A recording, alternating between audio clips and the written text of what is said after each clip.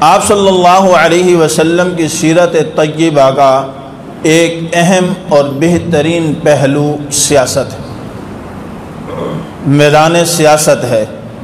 اب لفظ سیاست سن کر کے عوام پریشان ہو جاتی ہے، کیونکہ ان کے سامنے یہ مروجہ سیاست، یہ لوٹ کھسوٹ ہے، یہ چور بازاری ہے، یہ ساری چیزیں ہیں۔ تو جب لفظ سیاست آتا ہے تو وہ پریشان ہو جاتے ہیں کہ مولوی صاحب کیا بات کرنے لگے۔ حالانکہ ایسی بات نہیں ہے، اسلام میں بھی سیاست ہے جس کو اسلامی سیاست کہتے ہیں، اور یہ سیاست لازم ہے۔ یہ حضور نبی کریم صلی اللہ علیہ وسلم کی سیرت طیبہ کا اہم پہلو ہے۔ سب سے بڑے کامیاب ترین پہلے سیاستدان حضور نبی کریم صلی اللہ علیہ وسلم خود ہے۔ سیاست کے معنی کیا ہیں؟ سیاست کسے کہتے ہیں؟ سیاست کے لغوی معنی ہی حکومت کرنا، امر بالمعروف نہی عن المنکر کے ذریعے سے معاشرے کی اصلاح کرنا۔ اصطلاح میں سیاست اسے کہتے ہیں کہ معاشرے کے اندر حاکم وقت جو ہے رعایا کے درمیان میں عدل و انصاف کے ساتھ فیصلے کرے، ان کی معیشت، معاشرت، معاملات کو سدھارنے کے لیے اقدامات کرے۔ یہ ساری چیزیں امر بالمعروف نہی عن المنکر کے ذریعے سے کرنے کا نام ہی سیاست ہے۔ سیاست اسے کہتے ہیں کہ جس کے ذریعے سے انسان فساد سے دور ہو کر، فساد کے قریب ہو، فساد سے دور ہو کر کے اصلاح کے قریب ہونے والا بن جائے۔ امر بالمعروف نہی عن المنکر کے ذریعے سے حکمت، تدبر، فہم و فراست کے ذریعے سے جو ہے وہ انسان بہترین معاشرے کو رواج دے، اس کو سیاست کہتے ہیں۔ اور قرآن مجید کے اندر بھی سیاست کو اسی معنی میں دیا گیا ہے کہ حاکم وقت عدل و انصاف سے کام لے، امر بالمعروف نہی عن المنکر کے ذریعے سے معاشرے کی اصلاح کا بیڑا اٹھانے والے کا نام سیاستدان۔ اور حضور نبی کریم صلی اللہ علیہ وسلم سب سے بڑے سیاستدان۔ اور آج معاشرے کے اندر جب عقیدہ ختم نبوت کی بات ہوتی ہے تو ہر ایک انسان یہاں پر اس کا یہ نظریہ اور سوچ ہوتی ہے کہ ایک محض مذہبی، خالصتاً مذہبی ایشو ہے، یہ سیاست سے پاک ہے، سیاست سے بالائے طاق ہے۔ لیکن حقیقتاً دیکھا جائے تو حضور نبی کریم صلی اللہ علیہ وسلم نے عقیدہ ختم نبوت کا تذکرہ بھی سیاست کے تحت فرمایا۔ آپ صلی اللہ علیہ وسلم کی حدیث مبارکہ ہے، کانت بنو اسرائیل تسوسهم الانبیاء، بنی اسرائیل کے تمام انبیاء سیاست کیا کرتے تھے۔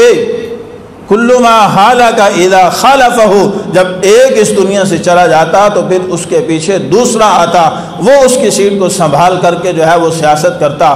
اب کسی بھی امت کے نبی کی ذمہ داری کیا تھی کہ ان کو جو ہے امت کو فساد سے دور کر کے اصلاح کی طرف لانا، جرائم سے نکال کر کے اصلاح کی طرف لے کر آنا، دنیا سے کٹا کر کے ایک رب کے دروازے پر لانا۔ اور یہی کام بنی اسرائیل کے انبیاء کرام علیہ الصلاۃ و تسلیمات کیا کرتے۔ اور اسی کے تحت آپ صلی اللہ علیہ وسلم نے فرمایا، لا نبی بعدی، یہ بات ذہن نشین کر لو کہ میرے بعد کوئی نبی نہیں ہے۔ اب جو ہے یہ سیاست میرے تابع ہے، میں سب سے بڑا سیاستدان ہوں۔ قرآن مجید میں اللہ جل شانہ فرمایا، وَإِذْ قَالَ لَهُمْ نَبِيُّهُمْ إِنَّ اللَّهَ قَدْ بَعَثَ لَكُمْ طَالُوتَ مَلِكًا قَالُوا أَنَّىٰ يَكُونُ لَهُ الْمُلْكُ۔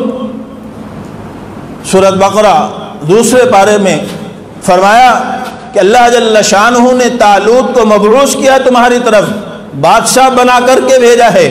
قوم نے کہا کہ طالوت کو، وہ تو مالدار بھی نہیں ہے، اس کے پاس مال نہیں ہے، وہ ہمارا کیسے حکمران بنے گا، وہ کیسے ہمارا بادشاہ بنے گا؟ اس وقت کے نبی یوشع بن نون علیہ السلام تھے، وہ کیسے ہمارا جو ہے وہ حکمران بنے گا؟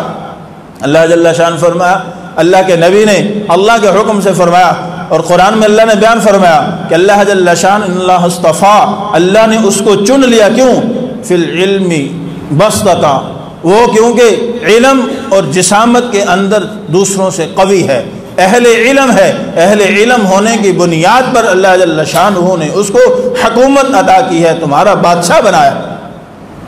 اور بالآخر جو ہے ان کو یہ بات تسلیم کرنی پڑی۔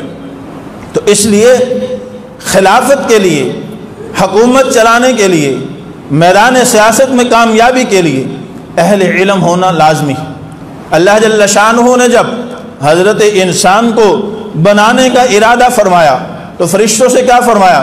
وَإِذْ قَالَ رَبُّكَ لِلْمَلَائِكَةِ إِنِّي جَاعِلٌ فِي الْأَرْضِ خَلِيفَةً، اللہ جل شانہ نے فرمایا فرشتوں سے، اے فرشتو، میں اپنا ایک خلیفہ بنانے جا رہا ہوں زمین میں، اپنا نائب، خلیفہ بنانا نائب، اپنا نائب بنانے جا رہا ہوں زمین میں۔ اور کس کو بنایا اللہ نے؟ آدم علیہ السلام کو بنایا، جو ابو البشر ہیں، تمام انسانوں کے باپ ہیں۔ حضرت آدم علیہ السلام کو بناتے وقت اللہ نے کیا فرمایا؟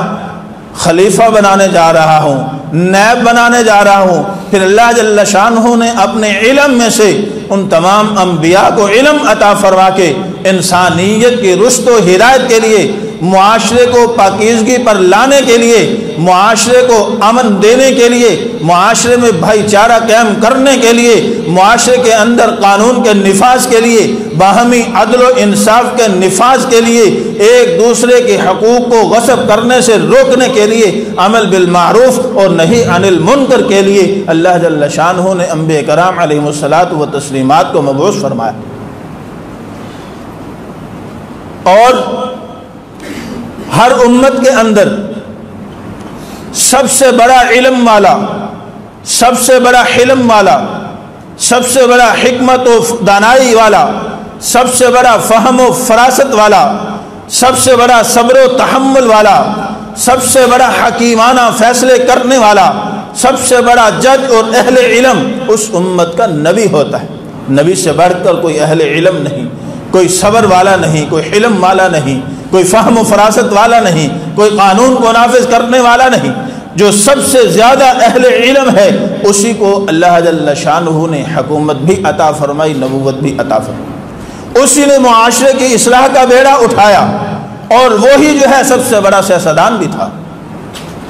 تو اس لیے سیاست یہ دین اسلام کا اہم جز ہے، دین اسلام کا اہم ترین شعبہ ہے۔ اس نے کہا نا علامہ اقبال نے، جدا ہو دین سے سیاست سے دین تو رہ جاتی ہے چنگیزی، اگر سیاست سے دین کو نکال دو تو پھر پیچھے چنگیزی رہ جاتی ہے، اور سیاست وہی کامیابی سے کرے گا جو دین کا علم رکھنے والا ہوگا، جو دین کے علم کے اندر جو ہے سب سے بڑا عالم ہوگا۔ ہم دیکھتے ہیں حضور نبی کریم صلی اللہ علیہ وسلم کی موجودگی میں آپ سے بڑا کوئی عالم نہیں، آپ سب سے بڑے عالم، حکمت و تدبر والے، صبر و تحمل والے، فہم و فراست والے، تو اس لیے حکومت کا صحرا آپ کے سر سجا۔ اللہ جل شانہ نے ختم نبوت کا تاج بھی آپ کو پہنایا۔ ایک ابتدائی بنیادی طور پر حضور نبی کریم صلی اللہ علیہ وسلم نے ریاست مدینہ کی ایک اسلامی ریاست کی بنیاد رکھی، تو وہ بنیاد سیاست کی بنیاد پر تھی، آپ کی حکمت اور تدبر، فہم و فراست کی بنیاد پر تھی۔